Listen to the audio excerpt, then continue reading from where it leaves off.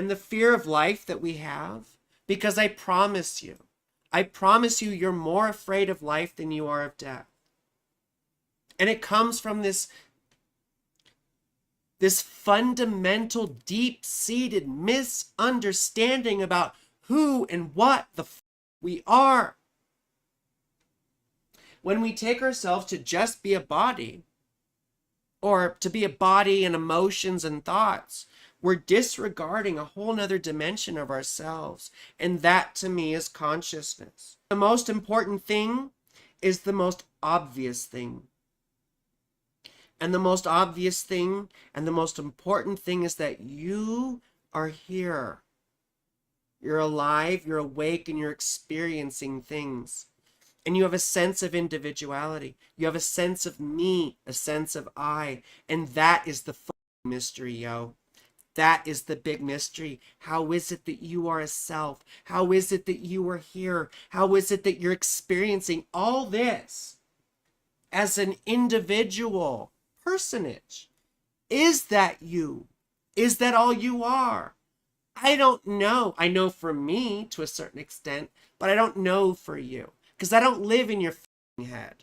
And I can't tell you how to feel. I can't tell you what's best for you. Only you know what kind of fuel you need.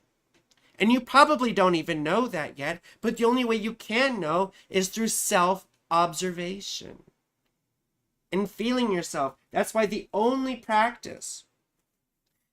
spiritual practice I preach is merely self-inquiry. And that phrase is even misleading. What it is learning to put your attention on the sensation of being you. Does that make any sense? Let's try this little exercise. It's called vichara, which is self-inquiry. And we're going to do a couple little preparations for it, but then we'll go. But I just want, I think this might be useful for people. Because it's the one practice that had stuck with me since I was probably 16 years old. And I think it's the only reason I'm still alive, to be honest with you. So, the first practice we're going to do is called Zazen. And it's just about attention. So what we're going to do is close our eyes. Sit comfortably. And breathe normally. Just breathe. And all you're going to do is focus your attention on your breaths, on your nose. And you're going to breathe in. And then on the exhale, you're going to count 1. And then we're going to breathe in again. And on the exhale, we're going to count 2. And we're going to repeat this until we get to 10. And then we'll start over. And if you lose count, which will probably happen, just start over. You see? So we'll do this just for a minute. Remember, count on the exhale and go sequentially. And if you lose count, just start over. It's okay. Just keep your attention on your breath.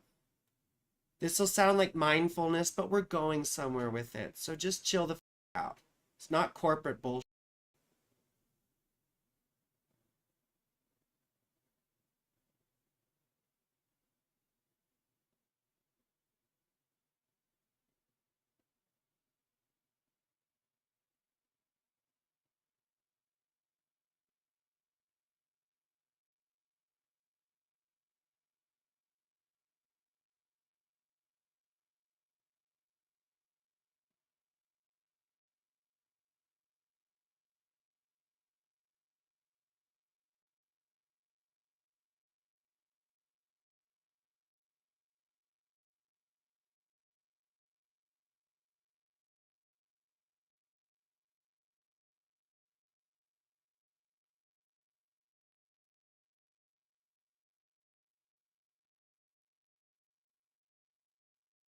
Let's stop there for now.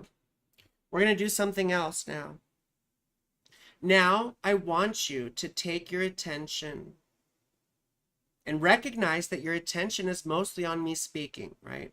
You can probably tell that you have a whole bunch of conflicting thoughts, feelings, and sensations just kind of crisscrossing and colliding every which way. But I want you to recognize that you can put your attention on my voice while I'm speaking, and that you can direct your attention. And now I want you to take that same sense of attention from off of my voice and put it on the sensation of your relaxed tongue in your mouth. Perhaps it's pressed up against your gums or the roof of your mouth, but just naturally, your relaxed tongue. And I selected the tongue because we very rarely notice it until we bite our tongues, right? Or until we're eating some nasty things, you know? So take your attention and put it on your relaxed tongue, please.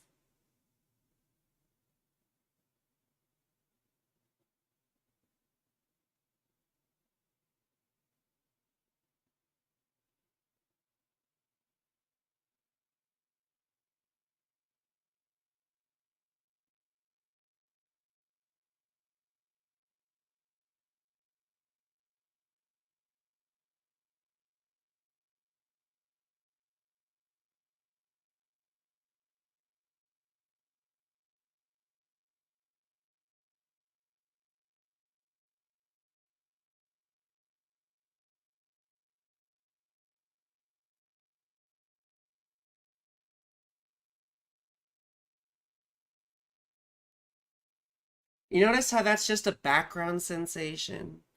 It's always there in the background until you direct your attention towards it.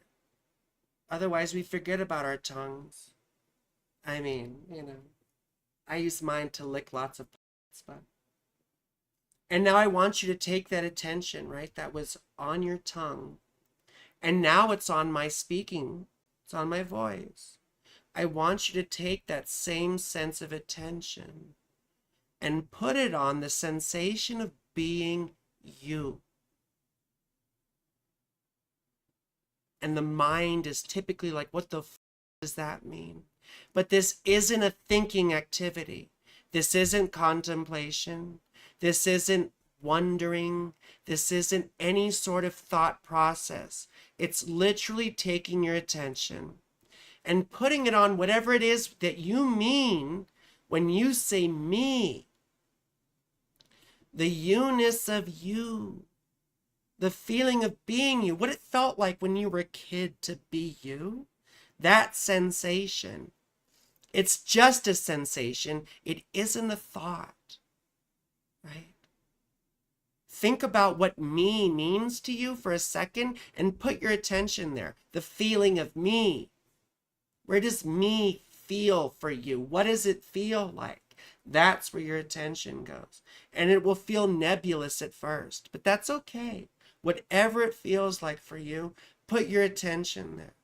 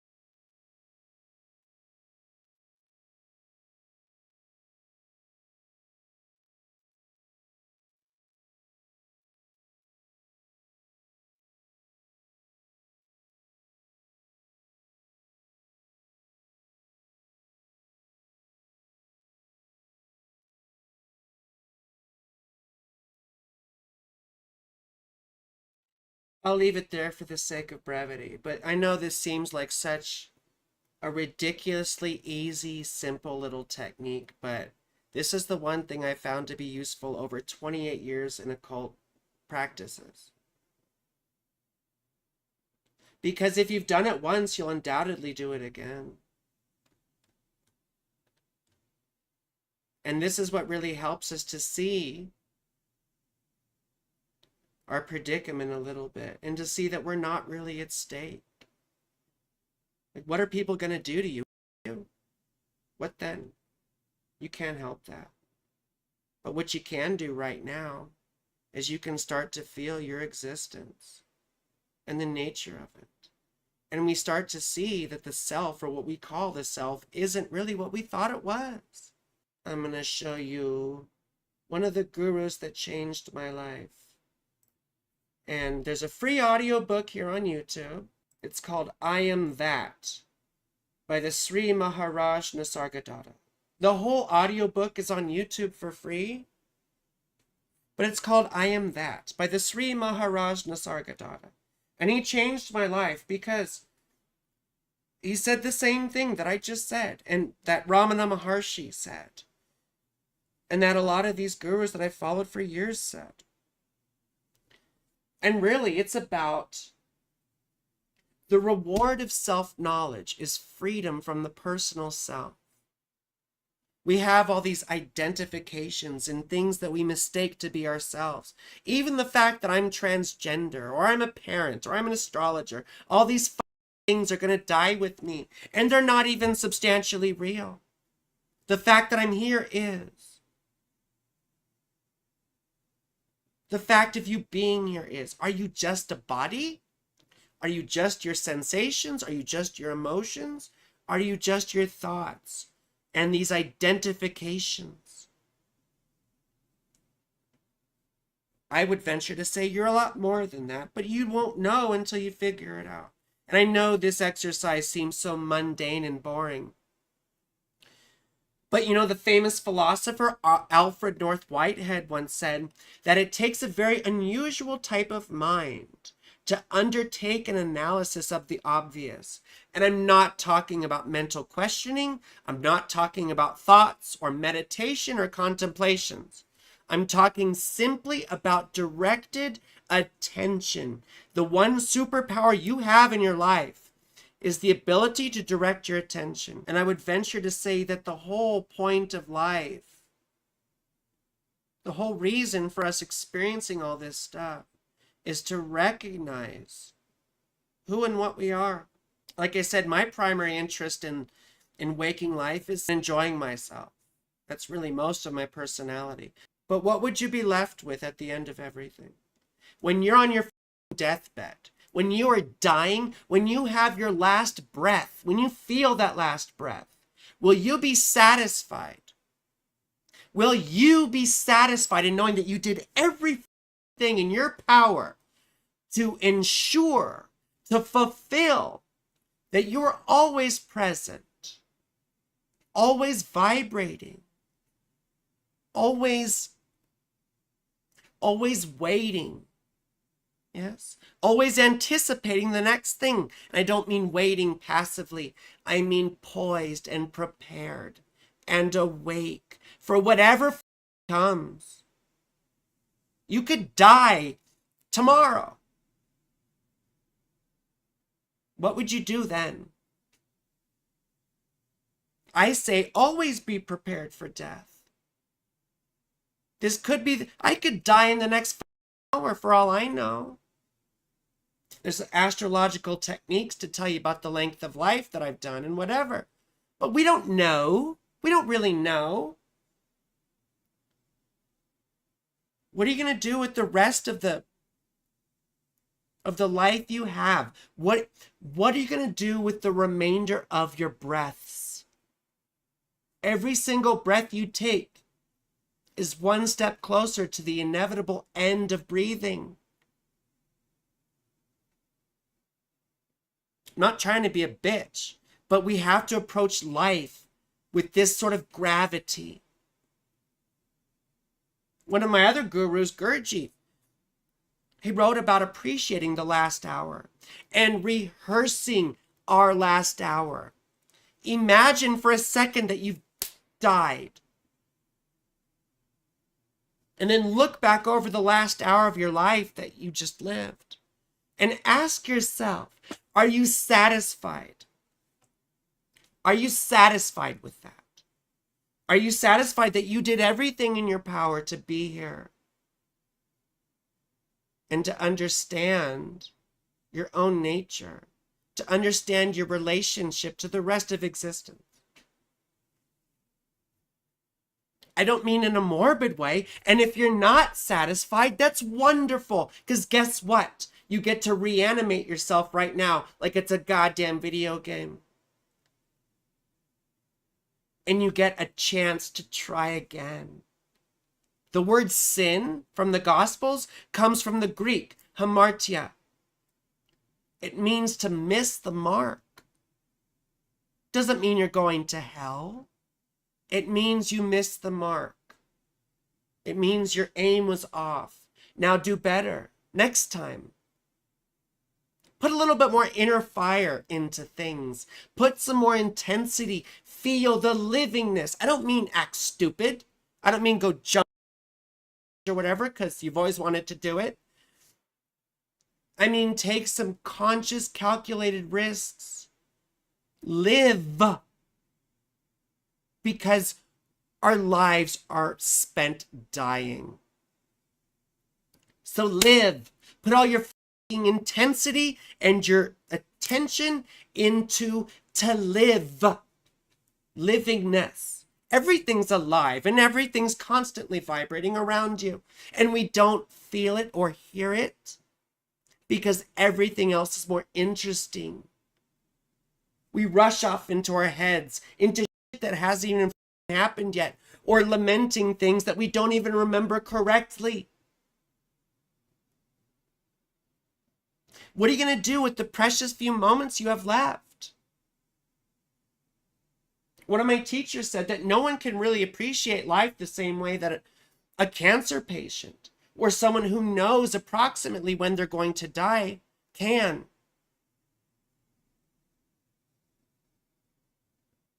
Because there's less of a sense of being restrained by anxieties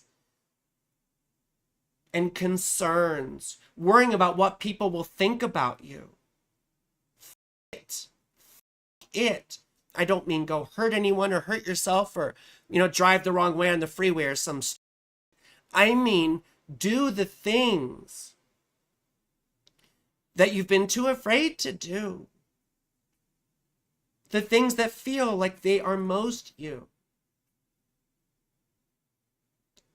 Have some courage. Apply more inner fire. Take your fears and wrap them up like a goddamn newspaper and, well, you guys don't know what newspapers are anymore, but put them under your arm and trudge on. And like Churchill said, Winston Churchill, when you're going through hell, keep going. And I would venture even further to say, when you're in hell, feel that hell. Feel yourself in that hell, because that may be the moment and the opportunity for you to understand the truth of what you are. That might be the moment when you wake up. And by waking up, I mean understanding that what you thought you were never really was. St. Paul said, I die daily. He didn't mean physically dying. He meant consciously dying to what he was the previous day. So if I sound a little mean or harsh here, it's because you don't have any time for this. You've wasted your time, and here you are. And this is your opportunity. This is the one chance you have. You don't know if there's reincarnation or past lives or future lives. I spent 20 years of my life trying to live for future lives because I was all into the spiritual shit. You don't know that. You don't know when you're going to die, and you don't know if you're going to have another opportunity. So take this one now. And I'm saying this for me too, because I have to remind myself every goddamn day. It's easy for me just to sit and argue with people or complain or whatever. Get wrapped up in my own nonsense. But at the end of it all, what do you have? When I'm on my deathbed, when I'm taking my last breath, I will not be satisfied with anyone else's ideas of things. I will not be satisfied with God or Jesus or whatever. The Shekinah, I don't care, with God, I don't know. I'm not going to be satisfied with that. Will you? Satisfaction comes from knowing, from feeling and experiencing these things for ourselves. You're in the perfect place to be, homie. You're right here. There's nowhere else to start from but right here. This is the best place to be. You're here. You're here and you're now. We have an opportunity to start right now, to start living. And we're going to fuck up. And we're going to need reminders. But you're in the best possible place you can be, because you're in the only place you can be. And if it could have been any other way, then it would have been. But it's not. You're here. You're here. Act accordingly. I took 30 extra minutes to go off on this fucking rant, but I think it was useful. And I hope it was useful for you both. I mean, no one else is here. There's 4 people. And I don't really care, because it's not for anyone else but you. This is for you. And it doesn't matter what other people think about it. You see? Anyway, I don't know you personally, but I love you. And I can say that. Even if I might yell at you or say nasty things, I love you.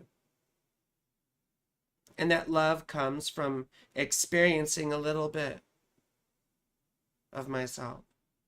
Because we understand that we're all in this together. And we're all in the same predicament. We're all fighting with the same. So I hope you try this exercise a little bit. I lagged on it for a long time, and it's very, very useful. It's made a big difference in my life. So, and remember when Christ said, "Lest you become as little children, you shall never enter the kingdom of heaven." And what do children do? They're here. They're experiencing things unencumbered by. Children are fools. Like, we're parents here. A lot of us are. Kids are assholes, aren't they? But they're experiencing for the first time. They're experiencing things without the conditioning that we acquire in life as we grow up. And as we learn to adjust ourselves to other people's expectations. And we take those other expectations on.